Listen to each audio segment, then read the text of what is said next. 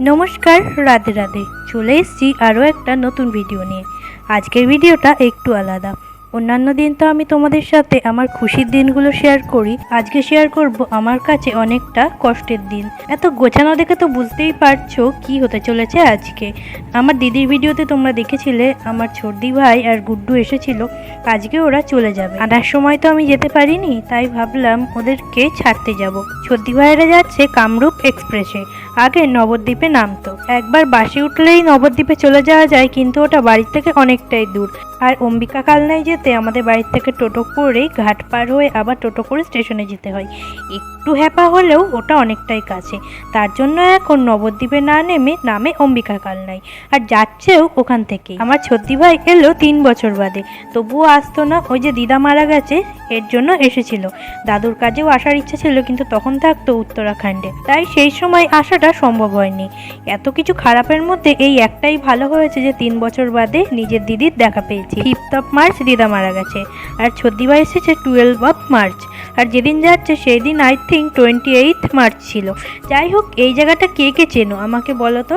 যারা চিনবে তারা কিন্তু কমেন্ট করবে, আর যারা বুঝতে পারবে না তাদেরকে আমি পরে জানিয়ে দেবো। যেইটা বলছিলাম, ছোটদি ভাই আসার দিনের ভিডিওটাও তোমাদের সাথে শেয়ার করার ইচ্ছা ছিল, কিন্তু আমরা এতটাই ব্যস্ত হয়ে পড়েছিলাম যে ভিডিও করার সময় পাইনি। তোমরা তো সেটা দেখেইছো, মেইন চ্যানেল থেকেও অনেক দূরে ছিলাম, আর এই চ্যানেলের কথা নাই বা বললাম। সেই জানুয়ারি মাস থেকে কিছু না কিছু হয়েই যাচ্ছে। কিছু কিছু তোমরা জানো আর কিছু কিছু তোমরা জানো না। এর মাঝে আমার সাথে অনেক কিছু ঘটে গেছে, তার জন্য আর ভিডিও করার মুডটা হয়নি। যাই হোক, তোমরা দেখলে আমরা স্টেশনে চলে এসেছি, আর স্টেশনে এসে 4 জন মিলে কিছুক্ষণ টাইম কাটালাম। বাড়িতে থাকতে তো এটা পসিবলই হয়নি। ওই যে বললাম, একটার পর একটা ঘটনা ঘটে গেছে। এই ঘটনার মাঝখানে আমাদের পার্সোনাল টাইম স্পেন্ড করাই হয়নি। একবার এখানে একবার ওখানে ছুটতে হয়েছে। ট্রেনের টাইম ছিল 8টার সময়, কিন্তু আমরা স্টেশনে 7টার সময় পৌঁছে গেছিলাম।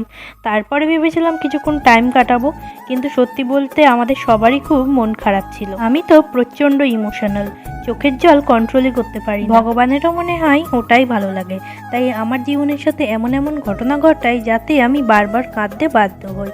এই যে দেখো, কথা বলতে বলতে ট্রেন এসে ছোটদি ভাইকে নিয়ে চলেও গেল। বললাম না, কিছুদিন আগেই আমার জীবনের সাথে অনেক বড় একটা ঘটনা ঘটে গেছে, সাথে ছোটদি ভাইয়ের চলে যাওয়া, সব মিলিয়ে সেই দিন আমার কতটা যে অসহায় লাগছিল বলে বোঝাতে পারবো না। সেই ঘটনার জন্য সবাই আমাকে অনেক মেন্টালি সাপোর্ট দিয়েছে, অনেক কিছু বুঝিয়েছে, কিন্তু ওই যে কষ্টটা কেউ নিতে পারবে না, যার কষ্ট সেই বুঝবে। কথা বলতে বলতে দেখো, বাড়ি থেকে ছোটদি ভাই আর গুড্ডুকে সাথে করে নিয়ে গিয়ে ওদেরকে ট্রেনে তুলে দিয়ে আবার আমরা চলেও আসলাম। হ্যাঁ, এইটাই হচ্ছে আমাদের বাড়ির রাস্তা।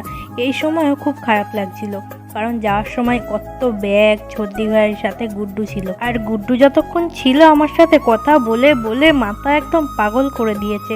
সেই সমস্ত জিনিসগুলো খুব মনে পড়ছিল। আমি জানি না ছোট ছোট বিষয়ে আমার কেন এত কষ্ট হয়। যখনই মনে করব এই তো এবার ভালো থাকার কারণ খুঁজে পেয়েছি, সেটা হয়তো দুদিনের জন্য স্থায়ী হয়, তারপরেই সেই ভালো তো থাকেই না, উল্টো যতটা ভালো আগে থাকতাম তার চেয়েও খারাপ হয়ে যায়, আর সেটা সারভাইভ করা আমার পক্ষে খুবই কষ্টকর হয়ে যায়। আসলে 1 মাসের মধ্যেই এতগুলো ধাক্কা পেয়েছি না যে সেগুলো সামলে উঠতেই পারছি না।